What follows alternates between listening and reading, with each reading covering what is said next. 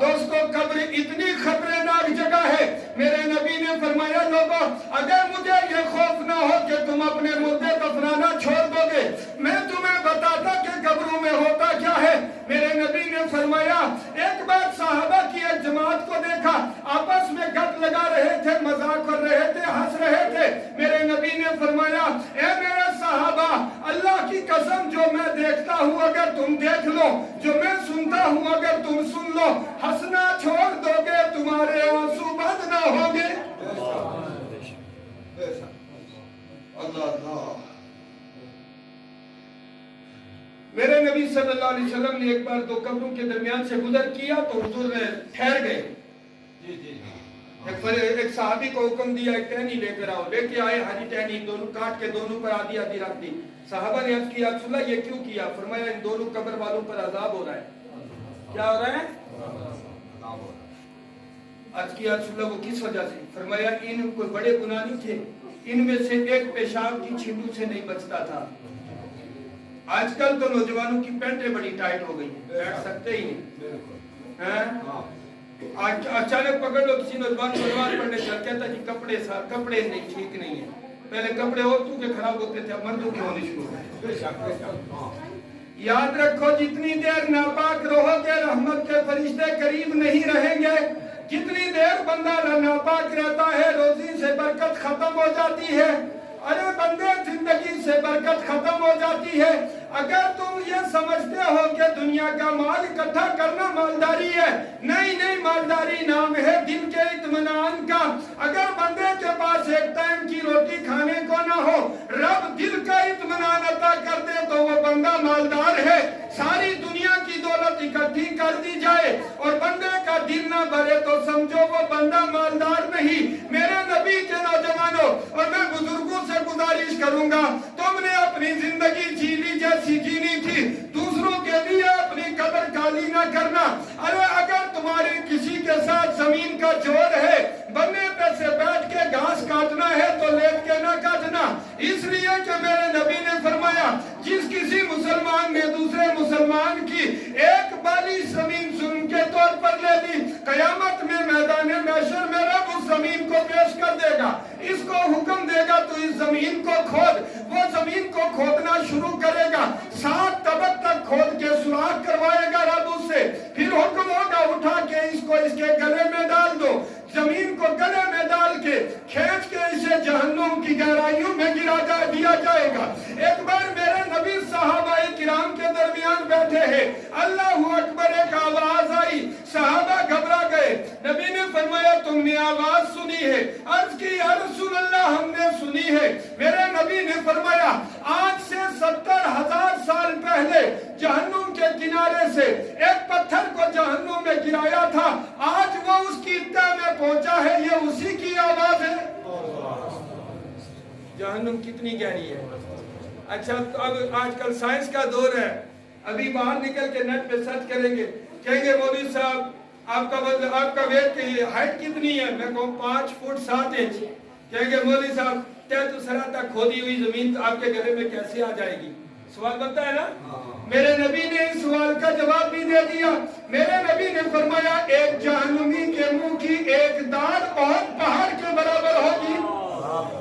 فرمایا جہنمی کا جسم اتنا بڑا کر دیا جائے گا کہ اگر تیز رفتار گھوڑا ایک کاندھے سے دوڑنا شروع کرے تو 3 دن میں دوسرے کاندھے پر پہنچے۔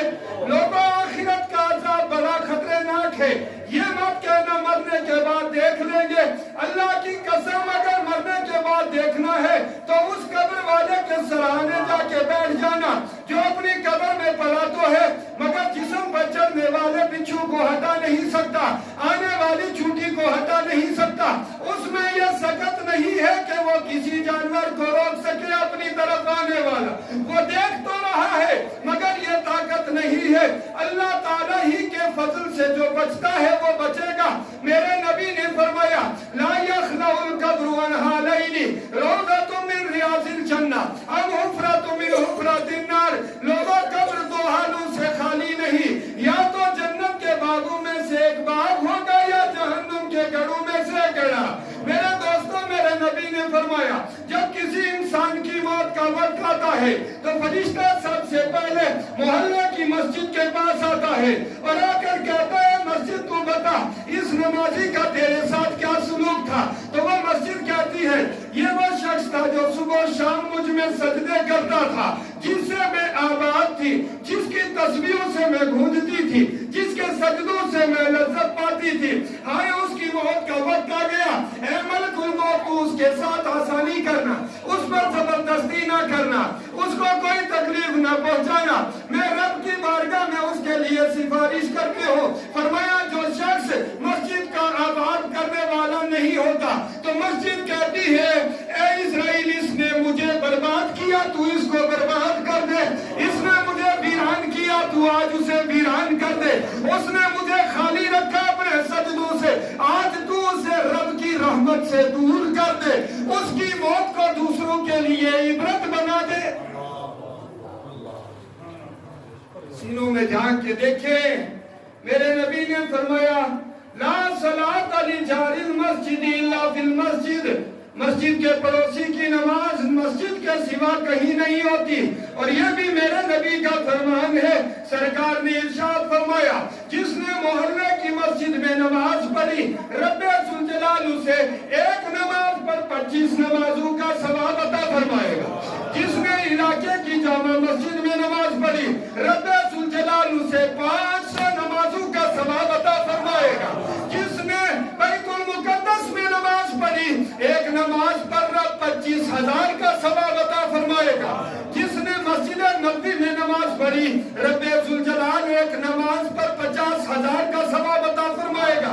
اور جس نے خانہ کعبہ میں نماز پڑھی ایک نماز پر رب ذوالجلال اسے 1,00,000 نمازوں کا ثواب عطا فرمائے گا۔ اب یہ آپ کی مرضی ہے۔ 25 تو ایسے ہی کہ آپ محلے کی مسجد میں پڑھیں، جماعت سے پڑھی تو 27 درجہ اور فضیلت ہے، امامہ باندھ کر پڑھی تو 27 اور فضیلت ہے، مسواک کر کے پڑھی تو 27 اور فضیلت ہے۔ تم کہو گے مولوی صاحب بہت زیادہ ہو گئی، فرمایا یا ایھا الناس اعملوا اعمالکم اعمال الحسنہ فإن عملکم قلیل قلیل وسفرکم طویل طویل۔ اے لوگوں نیک عمل کرو اور اچھے عمل کرو، اس لیے کہ تم جتنے بھی عمل اکٹھے کر لو تمہارے عمل تھوڑے ہیں، سفر بہت لمبا ہے۔ سفر قبر سے شروع ہوتا ہے اور جا کے میدان محشر میں ختم ہوتا ہے۔ 2 منٹ کے لیے تشریف رکھے، میں اپنی بات کو سمیٹوں، جو پیغام میں دینا چاہتا تھا وہ دے چکا۔ لوگا اللہ کے نبی نے فرمایا تقریر موضوع کی طرف نہ جا سکی مگر مقصد حاصل ہے۔ میرے نبی نے فرمایا من کن فیہ ثلاثۃ فقد وجد بہن حلاوۃ الایمان، جس شخص میں 3 چیزیں ہو اس نے ایمان کی مٹھاس کو پا لیا۔ ان یکون اللہ ورسولہ احب الیہ مما سواہما۔ اللہ تکبیر، نعرہ رسالت، جشن میلاد النبی۔ اللہ اور اس کا رسول ساری کائنات سے زیادہ پیارا ہو۔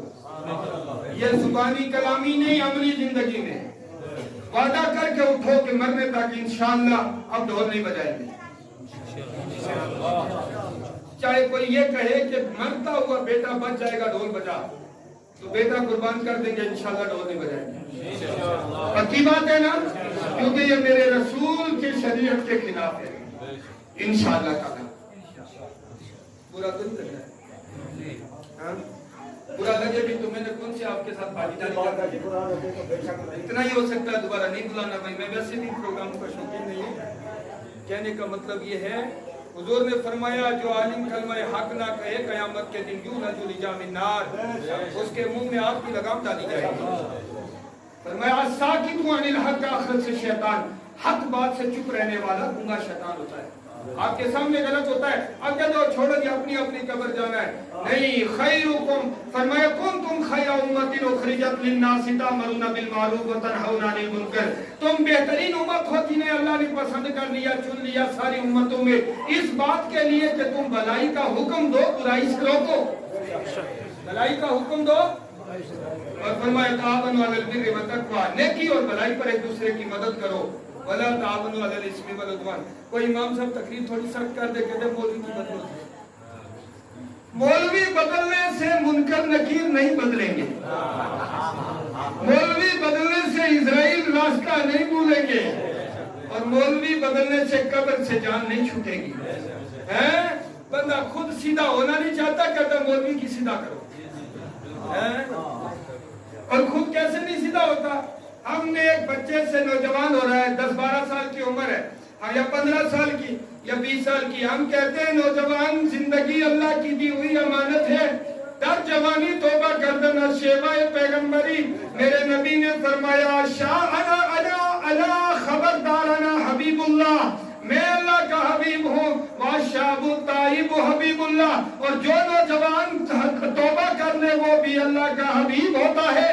हमने कहा है नौजवान अल्लाह के हबीब फरमाते हैं, जब कोई नौजवान दूर तौबा करता है तो मशरिक से मगरिब, शिमाल से जुनूब, सारी रोए जमीन के कब्रिस्तानों से अल्लाह 40 दिन के लिए अजाब उठा लेता है। तो हम ये बात कहें तो नौजवान कहता है मौलवी साहब थोड़ा ठहर जाए, तालीम मुकम्मल हो जाए, मैं सेटल हो जाऊं। तालीम मुकम्मल हुई, कहता है मौलवी साहब नौकरी लग जाए, सेट हो जाऊं। हमने कहा ठीक है लग जाए, लग गई। मौलवी साहब शादी हो जाए, सेट हो जाऊं। शादी हो गई। हमने कहा अब नमाज पढ़ने आ जा, तो कहता है जनाब बच्चे हो जाए तो सेट हो जाऊं। बच्चे हो गए, कहता है बच्चों की तालीम हो जाए, सेट हो जाऊं। फिर हो गई, फिर कहता है बच्चों की नौकरी लग जाए, थोड़ा सेट हो जाऊं, फिर फारिग हो जाऊंगा। हमने कहा ठीक है, तू बच्चों की नौकरी लगा दी गई, अब बच्चे भी अलग हुए। हमने कहा जी आओ नमाज पढ़ लो। कहता है मौलवी साहब बस रिटायर हो जाऊं, फिर सेटल हो जाऊंगा, फिर इधर आपकी तरफ आ जाऊंगा। इधर रिटायर हुआ, दुनिया वालों ने कहा 7 साल उम्र हुई, हमारे लिए तू बेकार है। उधर से फरिश्ते ने कहा दुनिया में जिस नेमत की नाकदरी होती है उसे लेने हम आ जाते हैं। क्या ख्याल? ऐसे ही होता है ना, दुनिया में जिस नेमत की नाकदरी हो, आ गए हजरत इजराइल, रूह निकाली ले गए, लोगों ने उठाया कब्रिस्तान ले गए। अब भी देखो हल्ला मचा, कोई अल्लाह का जिक्र नहीं करता है ना। जनाजा ले जाने वाले भी शोर मचा रहे, रखने वाले ये वो, कब्र में लाश उतारी, कहते ऐसे करो वैसे करो, फिर ऊपर से कहता है जी अब सेट हो गया। उससे पहले कहीं सेट नहीं हुआ। आई बात समझ में? दोस्तों जिंदगी में कहीं बंदा सेट नहीं है, कब्र ही में सेट होता है। इसलिए खुदा का वास्ता कार्य इमरोज बफरदा मगुजार, आज का काम कल पर मत छोड़, क्योंकि कल जिंदगी में कभी नहीं आया। कल किसने देखा है? आज ही कर ले जो करना है, तो इंशाअल्लाह अपनी जिंदगियों को बदलेंगे ना लोगों। मोमिन फरमाया दुआ सिलाहुल मोमिन, दुआ मोमिन का हथियार है। रब से मांगा करो, रब से मांगा करो, डट के मांगा करो, हर नमाज के बाद मांगा करो, तन्हाइयों में मांगा करो। अरे अब मांगने के बाद क्या क्यों मैंने बहुत मांगा रब ने दिया नहीं, भाई देना उसकी मर्जी है, तू कौन होता है उसको पूछने वाला? तेरा काम है भिखारी बन के मांगता रहे। जिसका दिल जो तू बेहतर समझेगा दुनिया में दे देगा, और जो बेहतर दुनिया में नहीं होगा आखिरत में पहाड़ों बराबर नेकी देगा। फरिश्ता अर्ज करेगा मौला, ये आदमी अर्ज करेगा मौला ये तो कमाया भी नहीं, फरमाएगा ये तेरी दुआएं हैं, तो मांगा कर। फरमाया अब वो नहीं अस्तजिब लकुम, लोगों मुझसे मांगो मैं कबूल करता हूँ। नहनु अक़रबु इलैहि मिन हब्लिल वरीद, बंदे मेरे बारे में पूछते हैं क्या दो कि मैं उनकी शारक से ज्यादा करीब हूँ। मांगा करो, रब से मांगा करो, कहना उसकी मर्जी है। हम वो मांगते हैं जो हमें अच्छा लगता है, कुर्बान जाइए उसकी अज़मतों पर, वो देता है जो उसको अच्छा लगता है, जो हमारे लिए अच्छा होता है वो वही देता है। मेरे नबी सल्लल्लाहु अलैहि वसल्लम फरमाते हैं अल्लाह ने एक बार हजरत इजराइल से पूछा, किसे? ऐ इजराइल मुख्तसर अर्ज करो, कभी तूने लोगों की रूह निकालते हुए कभी तुझे रहम भी आया? कहने लगे मौला 2 मरतबा आया। और रब ने फरमाया कब कब? कहने लगे या अल्लाह एक बार समंदर में कश्ती जा रही थी, अचानक कश्ती पहाड़ से टकराई, सारे कश्ती वाले मर गए, एक औरत एक फट्टे के ऊपर रह गई, उसकी गोद में एक बच्चा था, वो औरत उस फट्टे पे समंदर पे तैर रही थी। तूने हुक्म दिया कि इजराइल जाओ और इस औरत की रूह निकाल लो। आज की मौला तेरा हुक्म था, मगर मुझे बड़ा रहम आया कि इस नील को समंदर में इस बच्चे का کیا ہوگا، مگر میں نے اس عورت کی روح قبض کر لی۔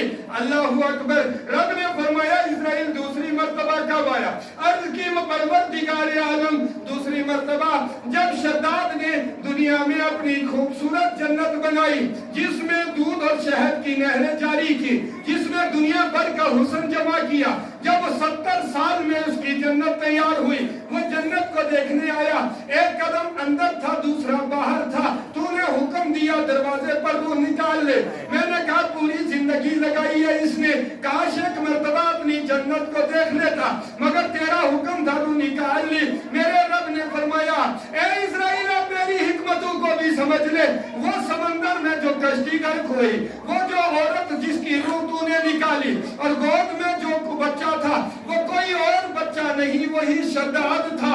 اللہ فرماتا ہے اے جن اسرائیل، میں نے اس کے پھٹے کو کنارے پہ لگا دیا، ایک دھوبی کپڑے دھو رہا تھا، اس نے ایک بچہ پھٹے پہ دیکھا، گھر اٹھا کے لے گیا، اس کو پال لیا۔ یہی بچہ جب 12 سال کا ہوا، ہر دن دھوبی لوگوں کے کپڑے دھوتا ہے، یہ بچہ اس کے لیے دوپہر میں کھانا لاتا ہے۔ ایک سوار ادھر سے گزرا، اس کو ایک پڑیا ملی، اس نے کھول کے دیکھا پڑیا میں سرما ہے، اس نے کہا چیک تو کرے سرما کیسا ہے۔ اب وہ قریب گیا، جا کے اس نے اس بچے کو پکڑ کے اس کی آنکھوں میں سرما لگایا، سرما لگانے کی دیر کی، وہ بچہ زمین پر رہتے ہوئے زمین کے اندر کے خزانے دیکھنے لگا۔